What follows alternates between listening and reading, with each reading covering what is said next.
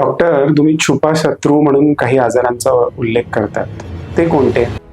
नमस्कार, मी doctor Dipendra Chaudhari, consulting physician, sunrise hospital, Nashik.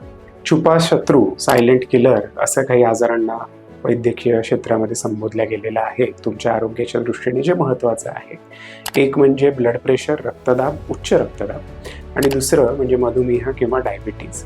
हा उल्लेख अशा करता होतो कारण या दोन्हीही गोष्टींना ते वाढत असताना, त्रास देत असताना, आतमध्ये आजार बनवत असताना निसर्गाने कुठल्याही संवेदना दिलेल्या नाही, आणि ह्या संवेदना नसल्यामुळे कुठल्याही व्यक्तीचं, त्या रुग्णाचं किंवा त्या परिवाराचा असा निष्कर्ष निघू शकतो की मला त्रास नसताना मला गोळी का दिल्या जाते, मला इंजेक्शन का सांगितलं जातं, मला ही लॅब करा किंवा इथे ॲडमिट व्हा असं का सुचवलं जातं.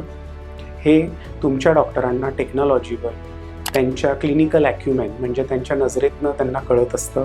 पुढचे 3 तास, 3 वर्ष, 3 दशकंसुद्धा काही चांगल्या डॉक्टरांना दिसू शकतात. ह्याच्यात चांगलं आरोग्य तुम्हाला लाभावं आणि किडनी, डोळे, मेंदू, हृदय यांच्या मुळाशी रक्तदाब आणि वाढलेली साखर ही जननी आहे, ज्यातनं हे मोठे आजार बनतात. म्हणून यांना छुपा शत्रू, सायलेंट किलर म्हटलं गेलं आहे. हे लक्षात ठेवा.